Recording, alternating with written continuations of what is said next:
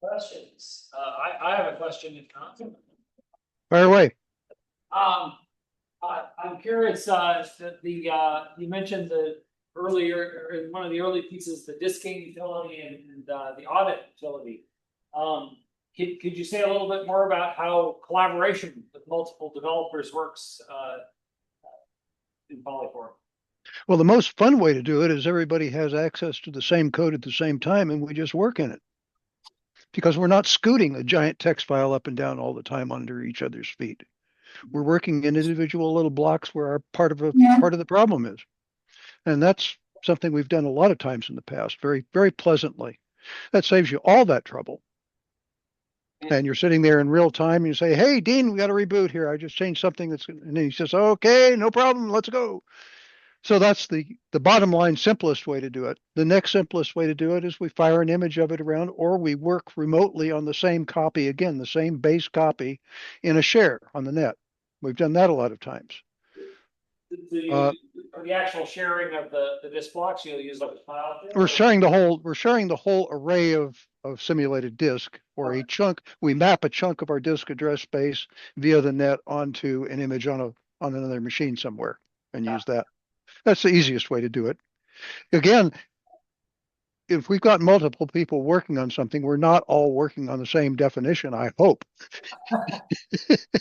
And we're not even working on the same general section of the code. And again, by using blocks, we're not on each other's feet. I change something over here. It's not affecting you unless you load it when I'm not done editing it yet. And a little bit of cooperation and communication between the people. If you're in Discord together, you can coordinate this stuff. And that's the simplest way to do it. We have plentiful tools for reconciling changes between two versions of a source base. But generally, we do that to avoid inadvertent change before we freeze a new level. And it's quick. I don't know if that addresses everything you're thinking of, but it's most of it. Sir. That was spot on. Thank you. Are there? What was the frequency of the wave that was on the oscilloscope? 85 some odd megahertz.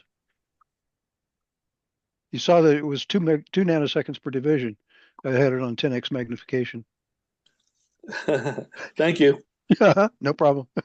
Are there evaluations? Oh, by the way, no, we can't do much but CW at that frequency.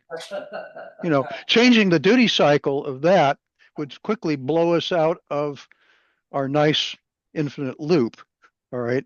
And so if we're going to actually do FM or PWM or anything like that, we're not doing it that fast. But PWM is still feasible down in the vicinity of 5 megahertz. We do that all the time. Okay. One question. I asked a question in the chat about the temperature ranges for the chips, and like what happens when you go beyond the temperature ranges, like what failure might look like.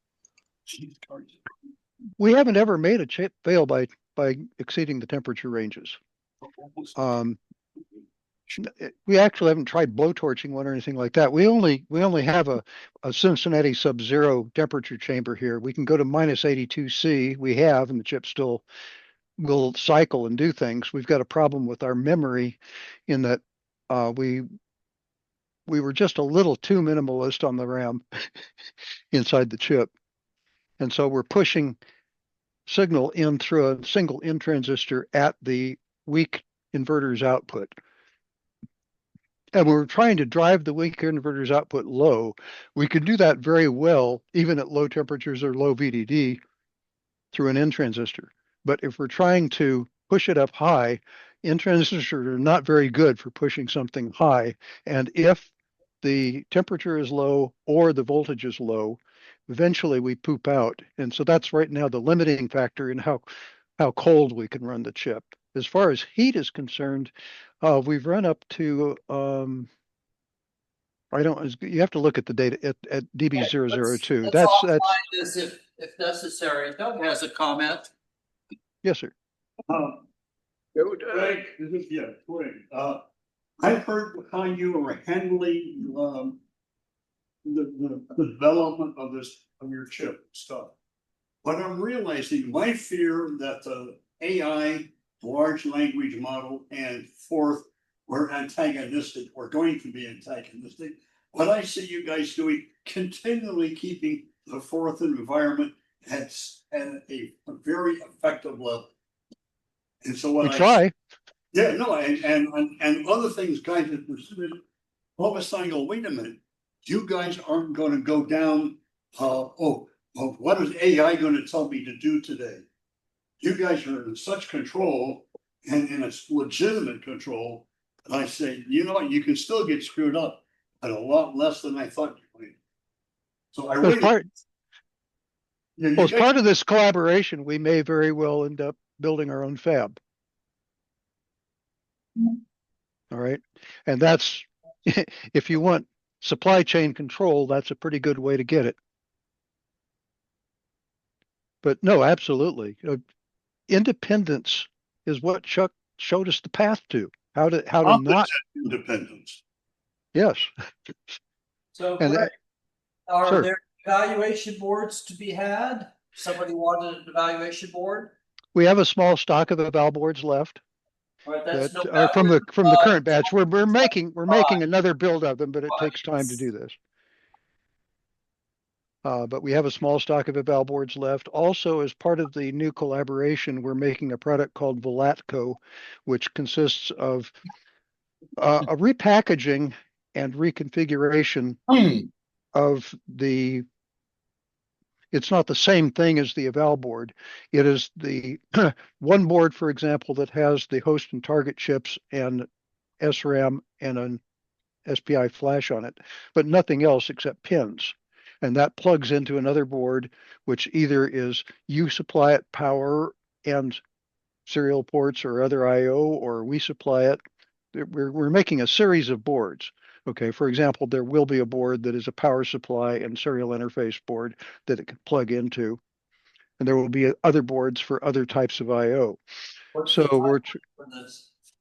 sir? When is it going to be available? What's the timeline? There's an Indiegogo campaign. If you look at the website, it says all this, but there's an Indiegogo campaign which is going to be in pre-release, we hope, next Wednesday, and it will be fully on the road around Thanksgiving.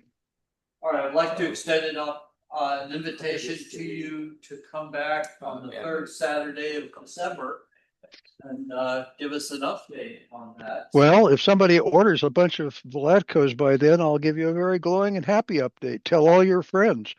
There are okay, you know how Indiegogo works. There's a pre-release or a pre-campaign and then the campaign. And there's about a week in between there, we think, is the period that it will be. During that period, we're giving a discount to anybody that climbs in then and then orders one. And we're also giving a reward to anybody that starts publicizing this. And we'd like to get as much interest as possible.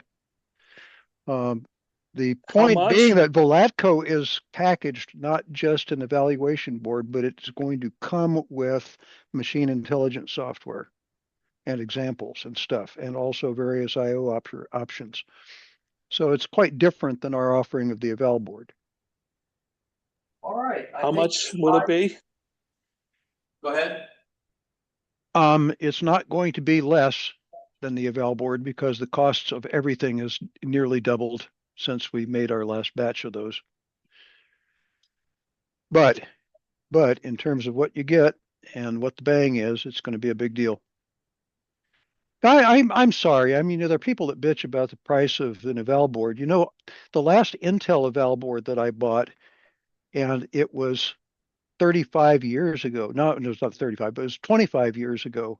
No, it was actually 30 even years ago. It was a 386 EX eval board. And as I recall, I had to pay $350 of 1995 money for that.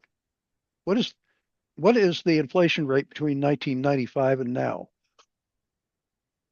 The mind boggles. No, no kidding, sir.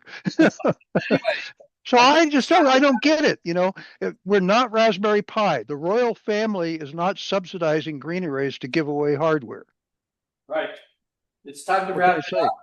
I'd like to thank Greg and I'd like to thank all the presenters, especially Chuck, for starting all of this all those years ago.